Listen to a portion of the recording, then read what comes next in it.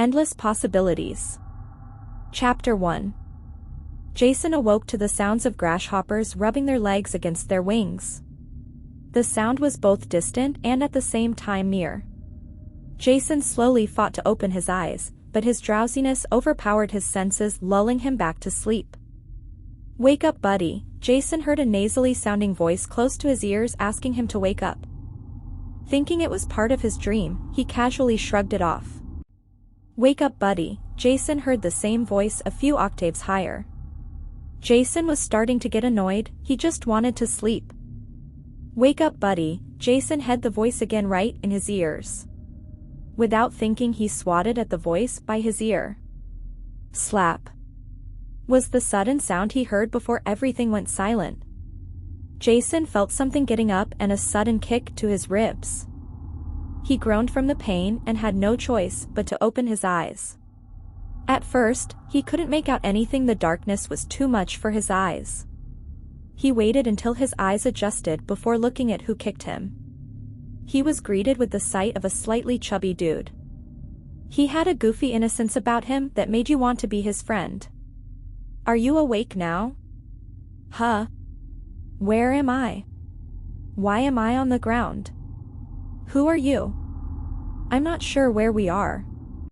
I've been walking around the forest for a couple hours now, and you are the first person that I've seen so far. As for why you are on the ground, I'm not so sure.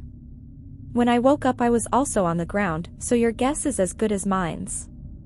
My name's is Chubby Brown."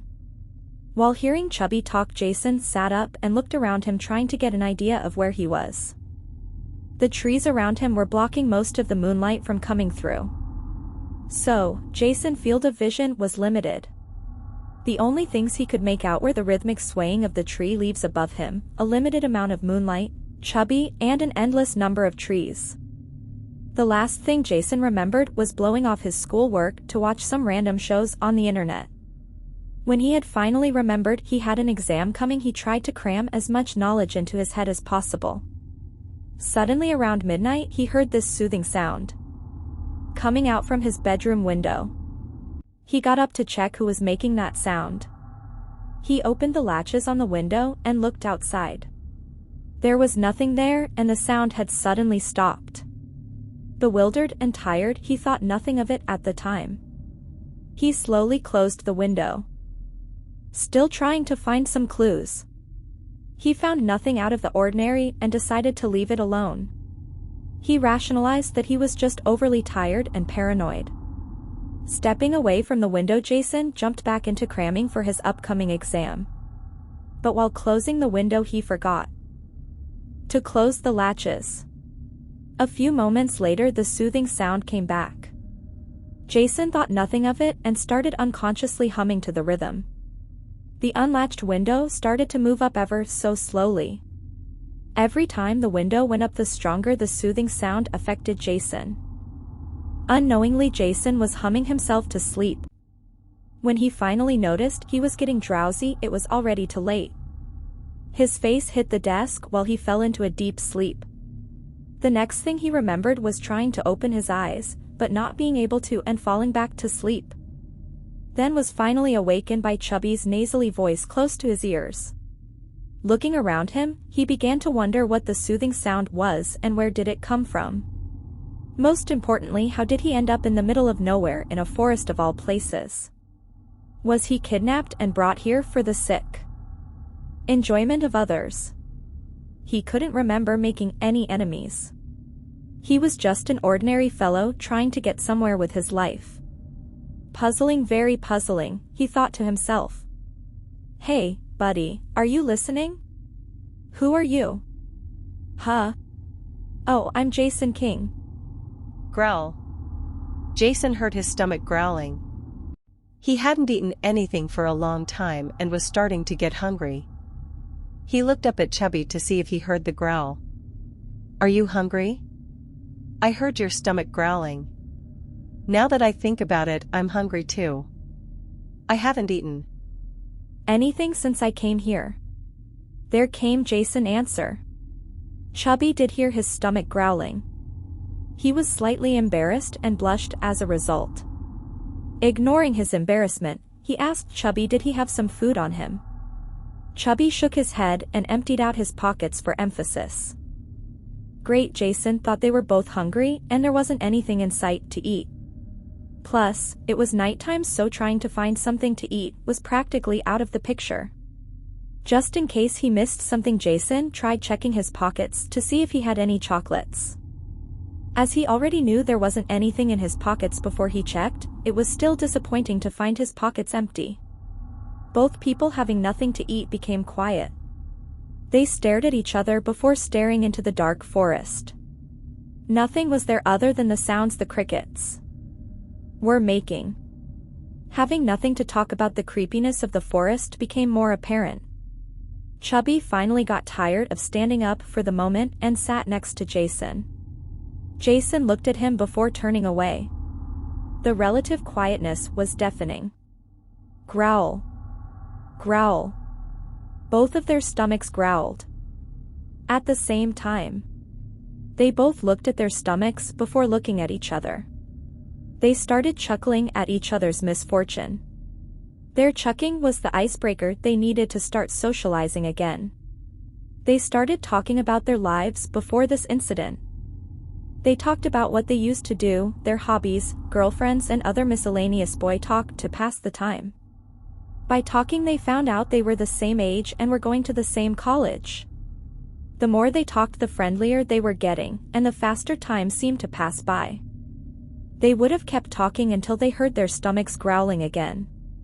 Maybe we should look around to find something to eat, suggested Chubby. They decided to look in the diameter of 50 feet around them. It was too late into the night to look any further. Chubby took the left side, while Jason took the right side.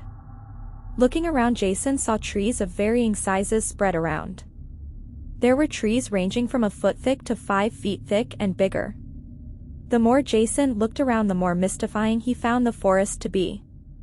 Being a city boy, this was the first time being surrounded by so many varieties of trees. He touched the barks of the trees to find some bark rough and some smooth. He found out the trees that seemed rough were actually the smooth ones, and vice versa. The further out he walked, the more diverse the trees became. Finding everything novel, he touched and prodded. There was one tree that he found the most interesting. 1 second the tree was rough and the next it was smooth. He tried knocking on the tree to find it hard as stones. The more he looked, the more he was starting to think maybe they weren't on Earth. He wasn't a tree expert, but a tree that could change its textures that fast wasn't one he was familiar with. Getting caught up in his discoveries, he almost forgot the true reason he was looking into the forest in the first place. He stopped with his fascination and became serious for finding food to eat. He tried looking up, but none of the trees were short enough for him to take a good look at. The only place suitable for him to look at was the ground he was standing on. Every step Jason took from there on, he paid attention to the ground and its surroundings. He took caution for possible bugs and insects. To his surprise, he didn't stumble into any bugs at all, not even spider webs. He also didn't find any food. Jason started drifting around, and before he knew it, he was past the 20 feet diameter previously set. Not knowing that he passed the point set, he kept walking and walking. When he turned back to see if Chubby was still nearby, he became lost. Not wanting to panic, he tried retracing his steps, but it was pretty much impossible to. When he was walking, it wasn't in a straight line, and all the trees looked familiar to one another. Seeing that retracing his steps wasn't working, he got closer to the forest floor to look at his previous footprints. When he got close enough to the ground, he saw that everywhere he stepped was going back to their previous untouched states. Every second that passed, the ground was raising back up and leveling. It was like the forest was a living, breathing creature. While fascinating, it was pretty dangerous. Without any markers to retrace his steps, being lost was a sure thing. If you added not finding any food in the surroundings to the list, this forest wasn't a place you should ever step foot into. This place was starting to feel like a beautiful but forbidden forest. Jason took a deep breath and slowly breathed out. Nothing good would happen from losing his composure, and Jason knew it. Standing up, Jason brushed the dirt off his knees and looked around. He was trying to find something, anything that he remembered seeing while walking. Nothing registered in his brain. Everything was starting to look the same. And the more he looked, the smaller the distinctions became. It was like the forest was intentionally messing with his brain and urging him to stay lost. Jason started to feel like the forest was closing in and was trying to swallow him whole. He shook his head and took another deep breath. That one breath soothed his mind, and the paranoia started to disappear. Knowing that Chubby shouldn't be too far from him reassured him.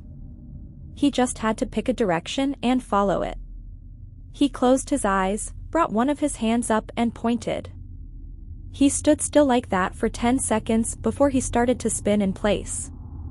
He counted to 3 before coming to a complete stop. He opened his eyes and looked at where he was pointing and went the opposite direction. This wasn't a rational decision, but with every direction looking the same. It wasn't like picking one rationally would work any better. As for going the opposite direction of where he was pointing, it was a split-second decision, and it felt right. He started walking following the direction he chose. When trees got in his way, he walked around them, getting back on path to the direction he chose. While walking for 30 seconds, he was starting to doubt his decision. Nothing he passed by was something he remembered, and was starting to feel he was walking for too long. Jason walked for another 10 seconds before he decided to stop. He leaned against a random tree for support. He needed time to think. Randomly walking around wasn't as effective as he hoped for. While leaning into the tree, his hand touched the bark. The texture changed from being smooth to being rough. He took a step away from the tree and turned to look at it. From an appearance perspective, it looked like any other tree in the surrounding, but when being touched, Jason was able to see the difference. His mind started operating at full speed. Maybe this is the tree from earlier, and me picking a random direction wasn't ludicrous, Jason thought.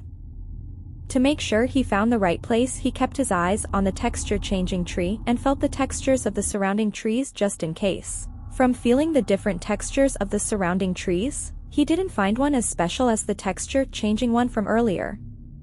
Just when he thought he found his destination close to the Chubby, he felt another tree with the texture-changing characteristic. Stomped was all Jason was feeling right now. He felt his conjecture was false, and maybe he was lost. "Jason, where are you, buddy? I found some mushrooms. And they seem eatable. Where are you?" As he was starting to lose hope of finding Chubby, he heard Chubby's nasally voice. Jason couldn't be any happier to hear that distinctive voice. It felt like he saw the light at the end of a dark tunnel. Like and subscribe.